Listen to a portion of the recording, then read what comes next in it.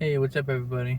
Um, Been a few days since I've been able to get a video out, but I figured I'd try to tackle one in now after all the playoff games for the NFL. That's the biggest thing I'm going to touch on here. Let's just jump right into it. So, first off, wow. Um, did not expect almost every game in the first round of the playoffs to be a blowout. Credit to the Lions and Rams for being the only entertaining game through and through. But let's start off with the first one being Houston and Cleveland. Cleveland hung on there for a little while. I mean, honestly, I expected them to lose. If you follow my Facebook page, which you should, if you follow my Facebook page, you'll see that I predicted correctly on 5 of the 6 games, so that's a credit to me. The scores were completely wrong because, once again, I did not expect blowouts, but 5-1 for the weekend, which is not too bad.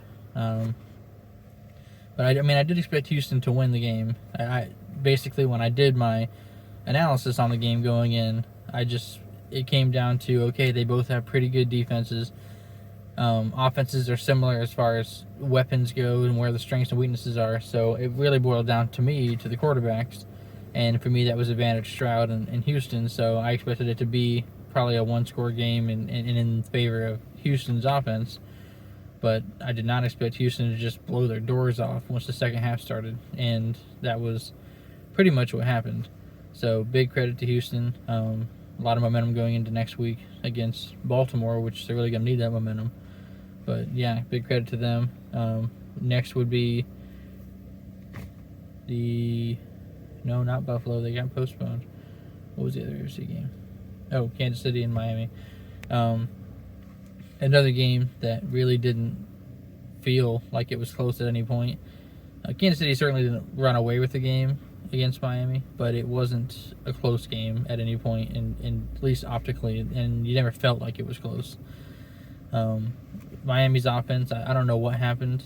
They threw various parts of the season, they looked incredibly explosive and like they were destined to just beat up on anybody they played. And when the playoffs came and they hit Kansas City, it completely disappeared. And unfortunately for Mike McDaniel and the Dolphins, that strengthens the narrative that they just can't beat good teams, because once again they ran into a good team and once again they came up incredibly short against them. And now, thanks to their loss against Kansas City and Detroit's win, congratulations Miami, you now have the longest playoff drought win for the NFL. Been 23 years, so better change something unless you want that to go to 24 next year. And then next would have been our Dallas-Green Bay game, which, wow, I mean, Green Bay, kudos to you. Even as a diehard Dallas Cowboy hater, I did not expect Green Bay to just show up and blow the absolute doors off of Dallas from drive one. Green Bay's offense had Dallas by the tail the entire game. They could do literally whatever they wanted, and Dallas had no answer for it. From drive one, Aaron Jones just ran and found every gap, every hole that was available, and made the most out of every play. And he continues with this game to own the Dallas Cowboys, because if you look at his metrics against Dallas, it's unbelievable. And that's another game that, I mean, going into half, it was 27-7, and even the 7 points that Dallas scored 2 plays earlier, Devondre Campbell should have had a pick, so it really should have been even less. But just absolute domination by Green Bay, and everybody kind of underestimated them. They squeaked in that last week of the year. I mean, they were a loss away from New Orleans being the team that we saw against Dallas, but big credit to Green Bay. They took advantage of their opportunity, and now they punched their ticket to a very tough matchup against San Francisco next week. But congratulations to Green Bay, because that game was not close. The score is not going to be reflective of how that game was. Green Bay pulled their starters late in the game, and Dak and Dallas just really took advantage of that and scrounged up some garbage time yards and scores. But that game could have been a 63-14 14 game if they really wanted it to be. It was just ugly. Then we have the only good game of the weekend, in my opinion, which is the Rams Lions. That was, honestly, I mean, some people called it a really boring game. There were a lot of people online that did not find that game entertaining, probably just because it's low scoring. The general public, when it comes to NFL games, doesn't like low scoring defensive matchups. It's always offensive, high scoring, high flying stuff that they're really into. But it was really, in my opinion, the best game, just because it was always an open contest. It was always, hey, the next drive, the next score, the next turnover could be the one that we need. Big props to Matthew Stafford for playing through what seemed like a multitude of injuries that he was dealing with. First, he smacked his hand and had bloody knuckles and stuff going on. And then he took a shot late in the game that looked like it could have been a concussion, looked like it could have been a rib injury, looked like it should have been a flag. But he really got his ass kicked out there and played through it all and put up some really good numbers. Unfortunately, the offense wasn't there to get the win, but he certainly did everything he could to deserve the win. Just not score enough points, obviously. But big props to Detroit. I underestimated them myself. The reason I picked the Rams to win that game, which was the only one I got wrong, was simply because I thought Detroit's defense and secondary just wasn't competent enough to stop the Rams' offense that was really hot and steamrolling teams going into the final weeks of the year. And so a big part of me thought that was going to be the deciding factor. It was going to be that Detroit secondary and defense against Stafford's offense with Puka Nacua and Cooper Kupp and company. But it really it was all Detroit on defense, especially when it mattered late in the game. The Rams had a few opportunities to really try to come back, at least put a few points up, try to kick a field goal to get the go-ahead score, and Detroit's defense stepped up when they needed to, which big props to them. They have a matchup here against Tampa next week, which I'll get to that game in a minute, but Tampa looks like they're playing their best football too right now, so that could be a very entertaining game. I really want to see Detroit do well. They're my betting horse for the rest of the year. Not betting, but my bias horse, I guess. As you know, I feel like they've been through a lot. That fan base has been through a lot, and I would like to see, that's a really feel good story. I like to see them get going forward to be the champion if possible, but I guess we'll see. They got to earn it first. Then we have Buffalo and Pittsburgh, a game that got postponed. If you weren't paying attention or didn't know, got postponed to Monday because of snowfall and whatnot that was happening on Saturday. That was another game. I'm not gonna lie, I didn't get a lot of opportunity to watch that game as I was working and then had to drive to Tampa to go to that game. So I did not get a lot of time to pay attention to that game and give it the attention that it probably deserves for me to comment on it at all. But from what I've seen from highlights and following it along as the game was going, it just seemed like Buffalo got out to a really good start, really hot start, and kind of put their stamp on the game, saying, you're going to have to come back if you really want to win. And Pittsburgh, as they showed throughout the year, they just don't really have that offense to make a comeback. They're a very play from ahead team. They got to get a lead and keep it, and they just never had the opportunity to play that kind of football in this game. But big credit to Josh Allen and Buffalo punching their ticket to go to Kansas City. Or no, they're at home actually.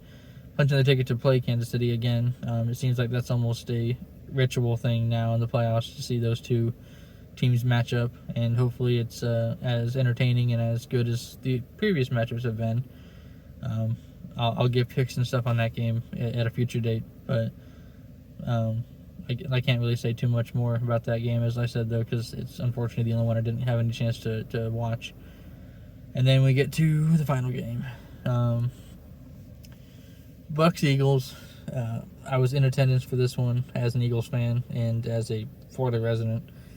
And, I mean, going in, I picked Tampa Bay before the game started, and that simply was because Philadelphia hasn't shown me anything over the last month and a half of the season to give me the confidence to say that they are for sure going to win against any team, let alone, Tampa, that was playing pretty good football at the end of the year too.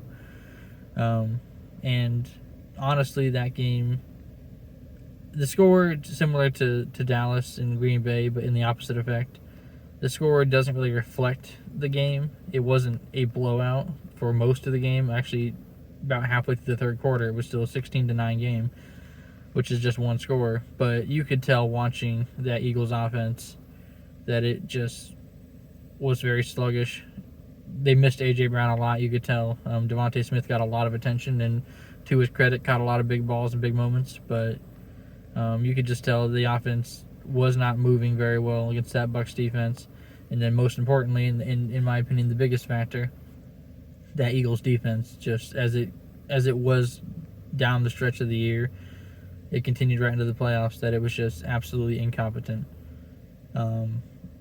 Tackling is at an all-time embarrassing high. It was hard to be an Eagles fan in that crowd watching them miss tackles. And it just breaks down to fundamentals, and you have to know your angles what angles to take when you're going to tackle, know how to gang tackle, know how to wrap up and take a guy down. There were just a lot of missed arm tackles, and honestly, there were a few of those big plays that went from 6-yard catches to 60-yard touchdowns that it just looked like they had given up. Honestly, it looked like the effort wasn't there. Some of the biggest names in the Eagles defense just looked like they flat out just didn't care anymore. Like, they were fed up with the year. They were tired with the way the things were going, and they just did not want to play football anymore.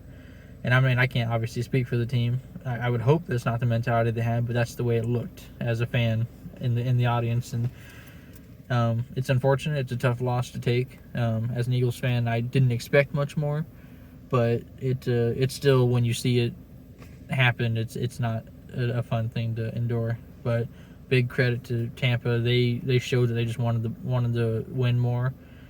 Their crowd, to their credit, was very loud, very lively. I've been to now 4 Bucs games, and that was by far the most loud and obnoxious crowd that they've shown up with since I went to their games. But yeah, crazy game, crazy outcome, and like I said, just overall a crazy weekend. The fact that every game just seemed like it was a no contest for the most part is pretty wild. It's been a long time since we've had a wild card weekend, or any round of the playoffs for that matter, where it just seemed like one team was entirely better than the other. And it's just not something I expected. I really don't expect it in the next week, but who knows? Maybe Baltimore and San Francisco step on the throats of their opponents, or maybe we have 8 really close games, or 4 games. Maybe we have 4 really close games. But who knows? Overall, though, great wild card weekend for some teams, not for others. Can't really say it was great as a fan of any team. I should say as a fan of football, because it wasn't a competitive weekend, not the type of weekend you want to write home about and say, hey, yeah, I remember all those close games and those epic matchups, and it's not stuff that's going to go back down in history books, because it's just really not anything super entertaining to reflect on at the end of the day. But big props to the teams that were able to come out and win, and I really look forward to next weekend and seeing who rolls out there and what we're doing with it all. But overall, that's it, guys. Thanks for tuning in.